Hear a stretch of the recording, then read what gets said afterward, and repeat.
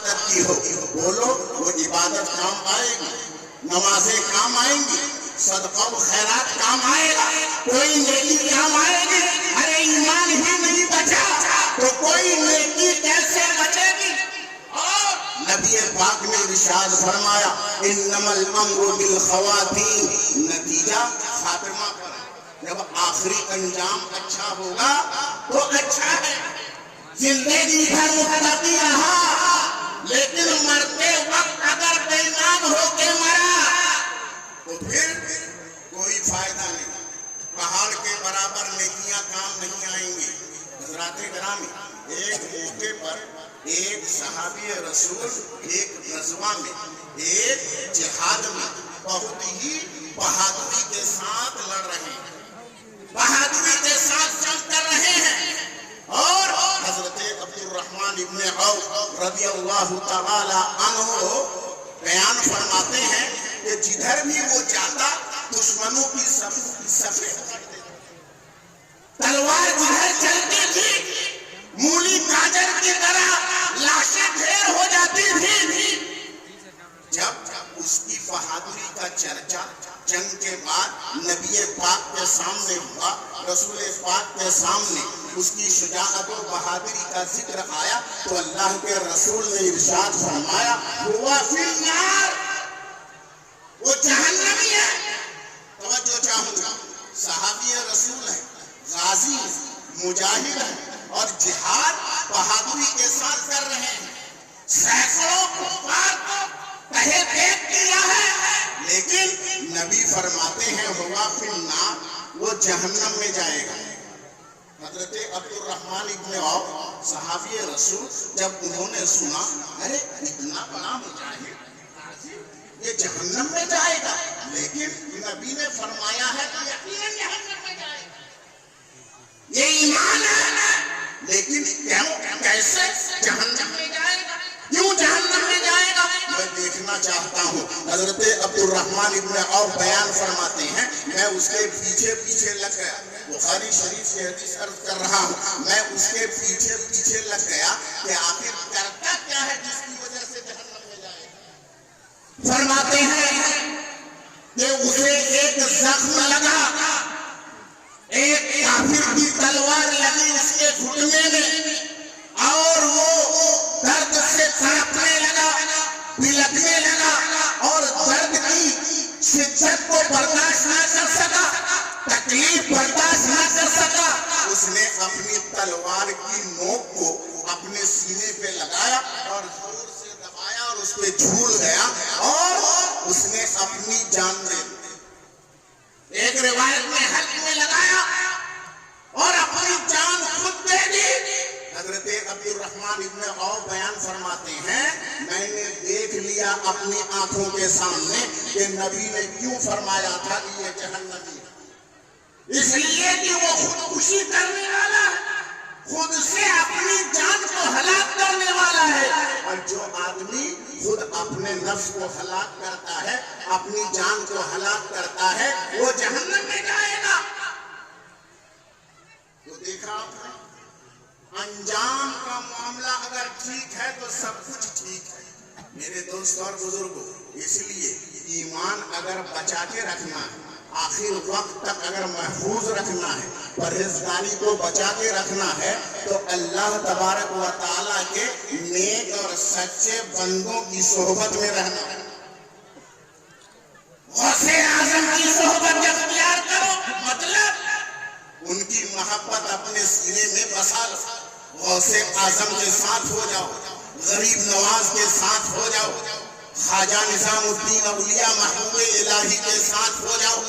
اخی سراج آئینہ ہند کے ساتھ ہو جاؤ، مخدوم پنڈوی کے ساتھ ہو جاؤ، سرکار مخدوم سمنا کے ساتھ ہو جاؤ، حضور شاہ سلیم اللہ شاہ جہان آبادی قطب وقت کے ساتھ ہو جاؤ، حضور مسرور میاں کے ساتھ ہو جاؤ، اس لیے یہ سب سچے ہیں، حضور مسرور میاں کے ساتھ ہو جاؤ، یہ اللہ کے سب سچے بندے ہیں، اور یہ بچے ہوئے ہیں، شیطان کے مکر و فریب سے بچے ہوئے ہیں، شیطان کا زور ان پہ نہیں چلتا۔ اللہ کے ان ولیوں پر نہیں چلتا، اور شیطان جب چاہتا ہے اور آدمی کا نفس جب شیطان کے چکر میں آ جاتا ہے تو اس کا ایمان برباد ہو جاتا ہے، اس کی پرہیزگاری ختم ہو جاتی ہے۔ تو اللہ تبارک و تعالیٰ نے ایسے بندوں کی صحبت اختیار کرنے کا حکم دیا جن بندوں پر شیطان کا زور نہیں چلتا، اس لیے کہ اتنے پاور اللہ کی طرف سے انہیں اتنی زیادہ طاقت ملی ہے کہ اللہ نے ارشاد فرمایا ہے کہ جب بندہ نوافل کے ذریعے سے، عبادتوں کے ذریعے سے میرا قرب حاصل کرتا ہے، میری نزدیکی حاصل کرتا ہے، احببتہ، میں اسے اپنا محبوب بنا لیتا ہوں، میں اسے اپنا دوست بنا لیتا ہوں۔ فَإِذَا أَحْبَبْتُهُ فَكُنْتُ سَمْعَهُ الَّذِي يَسْمَعُ بِهِ وَبَصَرَهُ الَّذِي يَبْصُرُ بِهِ وَيَدَهُ الَّتِي يَبْطِشُ بِهَا وَرِجْلَهُ الَّتِي يَمْشِي بِهَا وَفِي رِوَايَةٍ وَقَلْبَهُ الَّذِي يَعْقِلُ بِهِ وَلَئِنْ سَأَلَنِي لَأُعْطِيَنَّهُ۔ رب نے فرمایا میرے بندے کچھ ایسے ہیں کہ وہ فرائض کو ادا کرنے کے بعد نفل عبادتوں کے ذریعے سے میری نزدیکی حاصل کرتے رہتے ہیں، میرا قرب حاصل کرتے رہتے ہیں، یہاں تک کہ میں ان کو اپنا محبوب بنا لیتا ہوں، میں انہیں اپنا دوست بنا لیتا ہوں، اور جب میں انہیں اپنا دوست بنا لیتا ہوں تو میں ان کا ہاتھ بن جاتا ہوں۔ بولو سبحان اللہ۔ میں ان کا ہاتھ بن جاتا ہوں، میں ان کی آنکھ بن جاتا ہوں، میں ان کا قلم بن جاتا ہوں،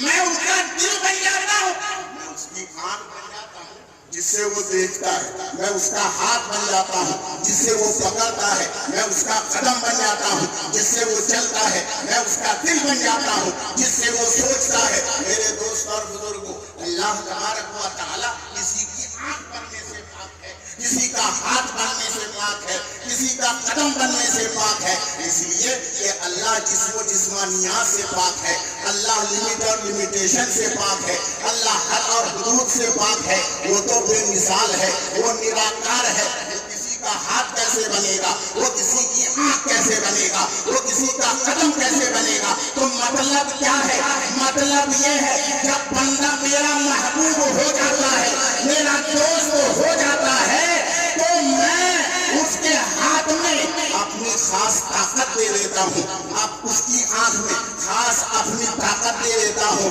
اور ایک مطلب یہ ہے ہاتھ تو اس کا ہوتا ہے لیکن وہ ہاتھ میری فطرت کا مظہر بن جاتا ہے،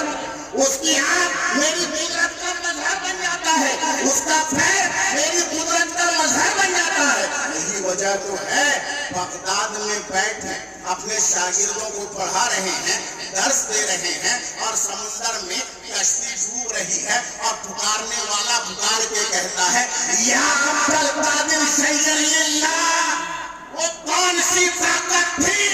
ارے کام تو وہی غوث اعظم کا کام تھا نا، بولو تو وہی کام تو تھے، اور وہ کام جو ہمارا ہے ویسا ہی تو کام تھا،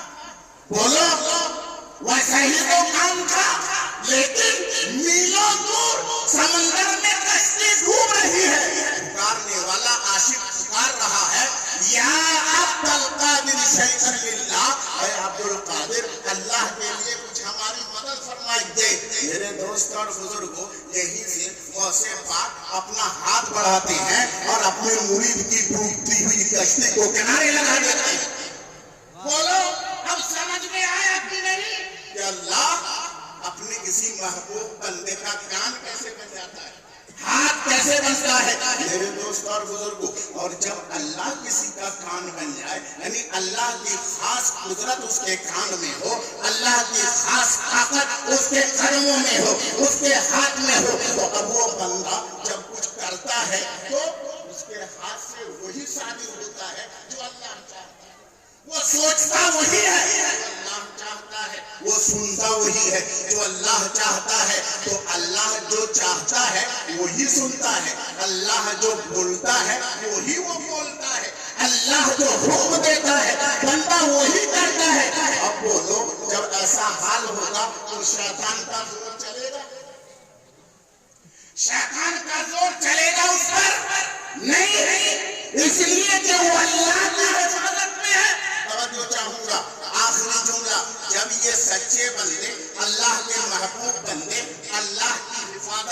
آ چکے ہیں، تو اے ایمان والو اگر تم ان کی حفاظت میں آؤ گے تو پھر تمہارا ایمان بچ جائے گا، تمہارا تقویٰ بچ جائے گا، تمہاری پرہیزگاری بچ جائے گی۔ کیوں؟ اس لیے کہ تم نے ان کی صحبت اختیار کر لی ہے جو اللہ کی حفاظت میں ہے، تو ان کے ساتھ ساتھ تم بھی اللہ کی